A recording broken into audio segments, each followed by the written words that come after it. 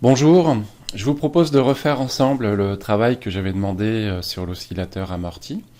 Le but du travail était de déterminer approximativement le nombre de pseudo-périodes qui devaient s'écouler pour que l'amortisseur s'arrête d'être en mouvement, donc s'immobilise. Alors on utilise le logiciel Regressy, donc une fois qu'on a lancé le logiciel, il faut aller dans Nouveau, Vidéo, et là je vais utiliser Media Player. Voilà. Donc, première étape, bien sûr, ouvrir la vidéo en question. La voilà, elle se lance automatiquement, ce qui permet de vérifier qu'elle est fluide. La durée totale de la vidéo qui se trouve ici, on est sur 16 secondes à peu près. Et on a pu voir que, en effet, la vidéo ne montre pas ou ne filme pas jusqu'à l'immobilisation du pendule. Alors, on a des petites options de confort, on va dire, c'est la couleur des axes. Ça c'est à votre convenance, mais c'est vrai que parfois blanc, on voit pas bien, surtout sur les vidéos qui sont claires, on voit pas bien ce qui se passe, donc vous pouvez mettre une couleur qui est nettement plus facile à voir, comme celle-ci. Là j'ai choisi d'avoir des points bleus, mais on peut avoir une autre couleur, je vais mettre des points jaunes par exemple.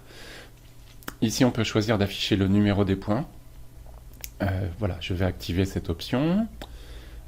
Ici, on a la barre des opérations à effectuer lorsqu'on va réaliser le pointage proprement dit. Alors, il y a toujours 3 étapes à faire dans l'ordre. Première étape, choisir l'origine pour notre système d'axe. Deuxième étape, choisir l'échelle avec laquelle le logiciel va faire ses calculs. Et troisième étape, réaliser tous les points de mesure. Tout à la fin, lorsque toutes les mesures auront été réalisées, il faut cliquer sur l'icône traiter qui pour l'instant n'est pas accessible. Alors, passons à l'échelle. Regardons le mouvement. C'est un oscillateur. Le point d'accroche, ou le centre de la rotation du pendule, se trouve ici. Donc pour moi, ça me va bien, par rapport aux calculs qui vont suivre, de mettre l'origine à cet endroit. L'orientation des axes, là, me convient. C'est vrai qu'on a le choix, on peut choisir. Vous voyez, à chaque fois, on a une flèche ici qui nous montre l'orientation des deux axes. Donc, pareil, comme je sais le calcul qu'il faut réaliser après, ce qui me convient, c'est l'axe des abscisses à gauche, l'axe des ordonnées à droite. Pourquoi? Parce que je vais pointer dans cette zone-là, la position maximale du pendule. Et donc, comme c'est dans cette zone-là que je vais pointer, ça me donnera X positif, Y positif, j'aurai pas de problème de signe. Alors là, j'ai fixé l'origine, j'ai défini l'orientation des axes, une bonne chose de faite. Deuxième étape, l'échelle. Alors l'échelle, elle va être définie toujours par rapport à ce segment. Et ce segment, on peut attraper les extrémités et les placer comme on veut à l'écran. Le tout, c'est de trouver la bonne indication à l'écran pour définir l'échelle. Alors ici, ça saute aux yeux. C'est sur le petit papier qui a été réalisé avec les traces au feutre. Chaque croix au feutre correspond à une extrémité du segment qui fait 30 cm. Alors il faut indiquer ici que c'est pas 1 mètre la distance réelle de ce segment, mais 30 cm, donc on met 0,30. Comme ça clignote ici, je vais cliquer ailleurs, voilà, c'est fait. Normalement c'est bon, et je vais passer aux mesures. Alors, je réembobine la vidéo, je clique sur mesure, et comme je disais, seule la position extrême du pendule m'intéresse. Alors oui, j'ai pas dit, les réglages de la caméra quand le film a été tourné ne sont pas extraordinaires. Quand le pendule se déplace rapidement, on ne sait pas trop où il est placé.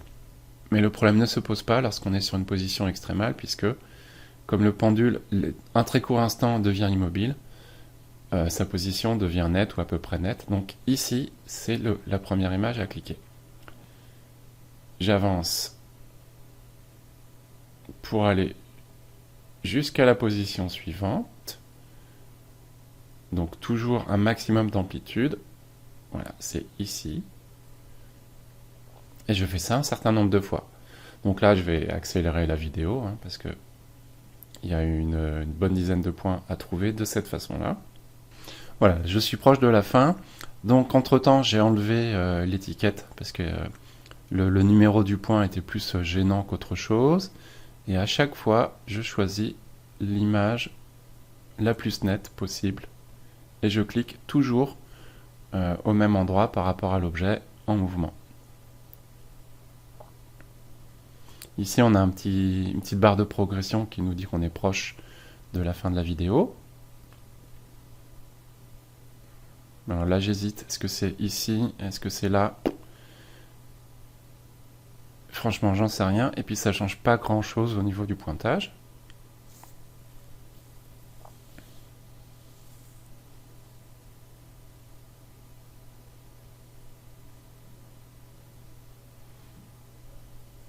Voilà, peut-être un encore. Là, on est à 16 secondes. Non, c'était le dernier point.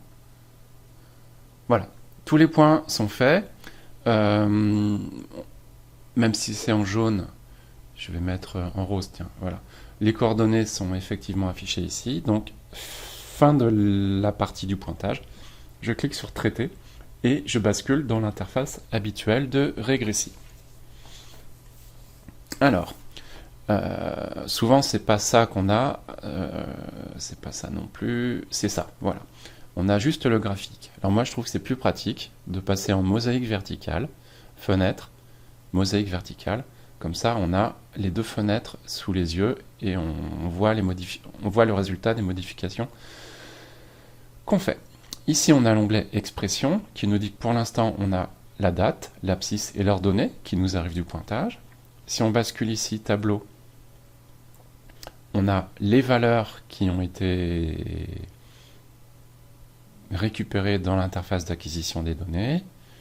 On peut toujours réajuster un petit peu la taille des fenêtres. Et ici, pour l'instant, on a quoi de représenter? On a Y en fonction de X. Alors, c'est pas terrible dans cet exercice. Ce que je voudrais, c'est avoir en fonction de T. Donc, je fais la modification ici. Alors, je peux choisir de représenter X aussi, d'enlever Y. À chaque fois, on clique ici sur le petit carré. Voilà. Ici, on peut avoir des points un petit peu plus grands, si on le souhaite. On peut même choisir de relier, pour l'instant, les différents points. Voilà, ça ressemble à ça. Alors, maintenant, il faut réaliser des petites modifications, parce que la grandeur qui nous intéresse, c'est l'angle que fait le pendule par rapport à la verticale. Donc c'est ni X ni Y, il faut le calculer à partir de X et de Y. Pour ça, on va faire ajouter une grandeur. Le symbole de la grandeur, je vais mettre θ. Donc je fais CTRL Q au clavier, comme ça on a le caractère θ. C'est une grandeur calculée, donc je clique ici. Et comme tangente θ, c'est égal à X sur Y, il faut avoir arc tangente θ. Et dans le langage informatique, ça fait ATAN, donc A tangente, parenthèse, X sur Y. Vous fermez la parenthèse, vous validez. Comme le logiciel est réglé en degrés, ça vous fait des valeurs d'angle en degrés. On peut constater qu'on est proche de 90 degrés au début, et que la vidéo s'arrête sur un angle de 30 degrés environ, ce qui correspond. Ensuite, je vais choisir de représenter l'angle. J'ai plus besoin d'AX, j'ai plus besoin d'AY. Et voilà, ça nous donne bien un angle qui diminue au cours du temps. Et je vais changer la couleur pour qu'on le voit un petit peu mieux. Chaque point de mesure ici correspond à une pseudo-période, puisque je n'ai pointé que les positions extrêmes sur la gauche du mouvement du pendule. Alors, l'étape d'après, c'est d'afficher le logarithme népérien de l'angle. Donc je retourne ici, je vais la noter ln de θ max. C'est une grandeur calculée. Mathématiquement, c'est le logarithme népérien de θ. Donc on tape le mode de calcul.